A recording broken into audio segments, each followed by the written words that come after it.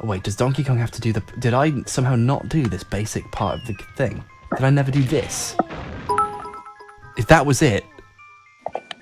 Oh, gosh.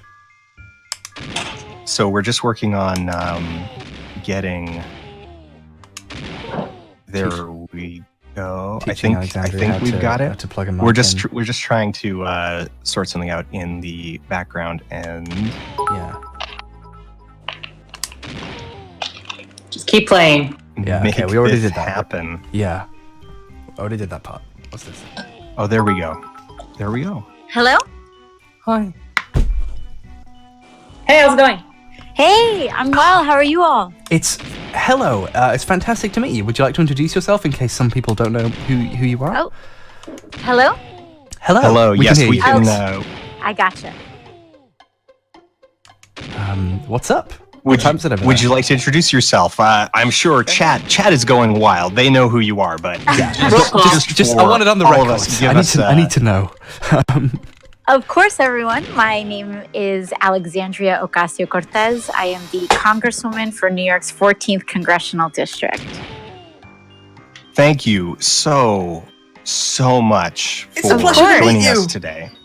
It's a pleasure to meet you. Likewise. Thank you to Chelsea for giving me the heads up and inviting me. Oh, yeah, gosh. Yeah. I committed so much voter fraud for you. I'm sorry. I'm kidding. Nothing. It's amazing. It's wow. How is it going over there? The government is like shut down. Longest shutdown in history. The government is currently shut down. It's the longest shutdown in American history. Our TSA airport workers are not getting paid. Our FDA food inspectors are not getting paid. We have folks showing up to NASA that are not paid, and they're showing up for free just to keep, basic vital systems to keep our astronauts alive, continuing. And so it's kind of a mess right now. And we're doing everything that we can. Well, keep fighting. I think what you're doing is phenomenal, and I'm glad that the Democrats haven't caved, because it's a big thing to cave on, and it's good. Yeah, absolutely. And it's an issue because regardless of whether it's for a wall or for anything else, the whole point is that if we caved on this, no matter what the request was, then we're basically legitimizing the tactic of holding people's paychecks hostage. And then they can do it again whenever they want. Yeah. Exactly. For any agenda point. Yeah. I mean, it's not only that. It's not only that, but now kids are yelling, build a wall to indigenous people, and clear that it's just this whole wall notion is just a symbol for something else. Yeah, absolutely. That's absolutely right. It's a gigantic monument to white supremacy, effectively. Exactly. And it's just, I applaud you all for the organizing that you're doing, because the best way that we fight against tactics like that is not just resistance, but by actively supporting and advancing the communities that need advocacy the most. So I really appreciate you and everyone who's joining you today. Yeah. Hbomb, did you think that it was going to get to this point? I maybe have fantasized about anything remotely like this ever happening in my life, and even they have not compared to what has happened. It's been amazing, and just wow. Could I get you to say trans rights? Pardon me? Yes, could I get you to say trans rights, please? I know there's a lot of people in the chat who would love to hear it. Trans rights, absolutely. It's a no-brainer. Trans rights are civil rights, are human rights. Woo! Thank you so much for saying that. Thank you so much. I've actually got a question to kind of bounce off of that. Sure. So you have done an absolutely stellar job over the last just few weeks, barely a month, taking the 70% tax rate and turning it from an abstract concept into a specific policy that the public understands and supports. Yeah. Is there anything on the docket in terms of trans policy, making use of that same momentum to help the public understand actionable policy goals for trans rights? I think that's an excellent question.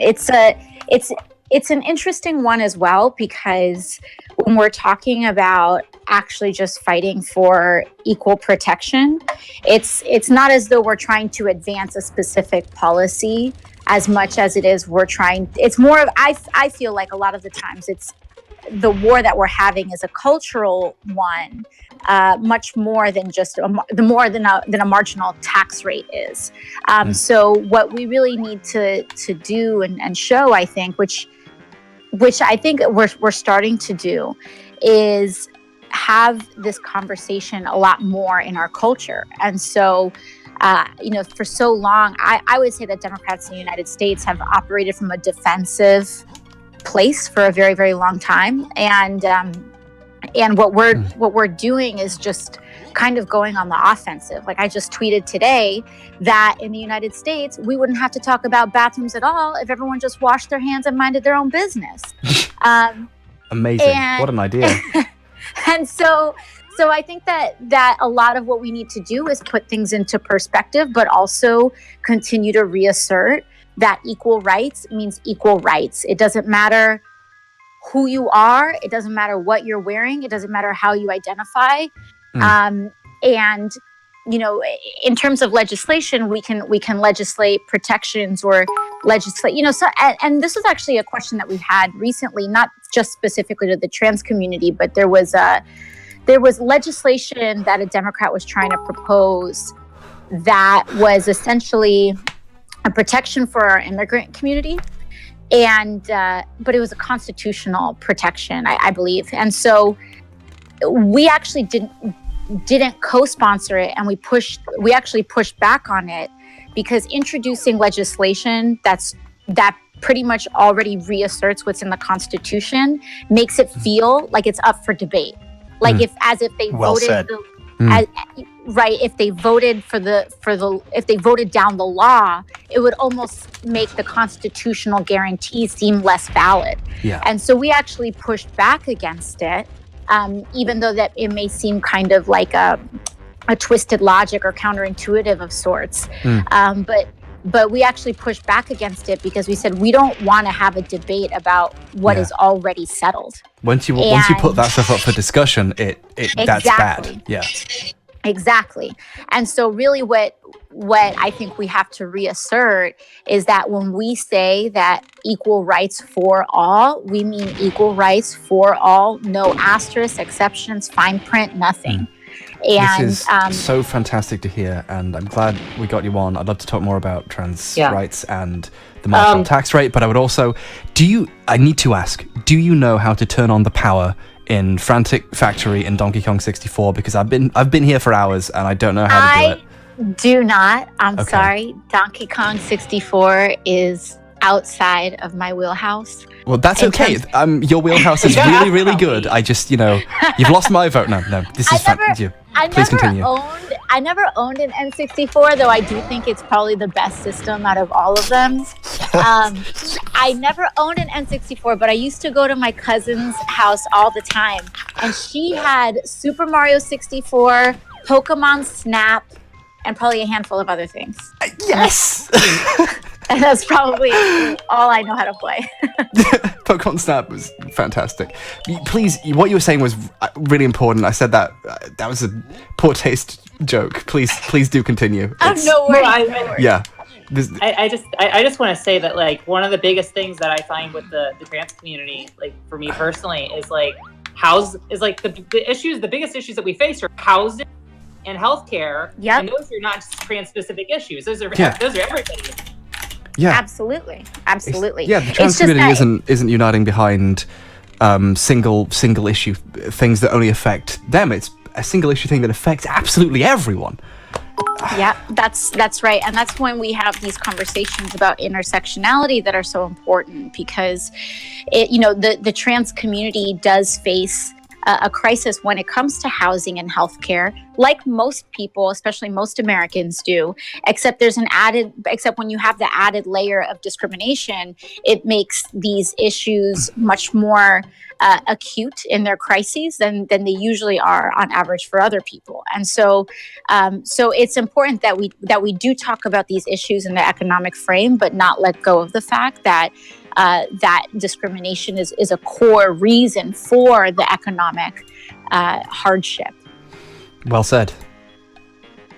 Well, that said, I'm sorry I'm here so quickly, but I just wanted to pop in and say hello. I do need to head out. It was amazing I actually getting you have on. one extremely short question just before you Sure. go. Okay. Have you seen the AOC Dances Twitter account?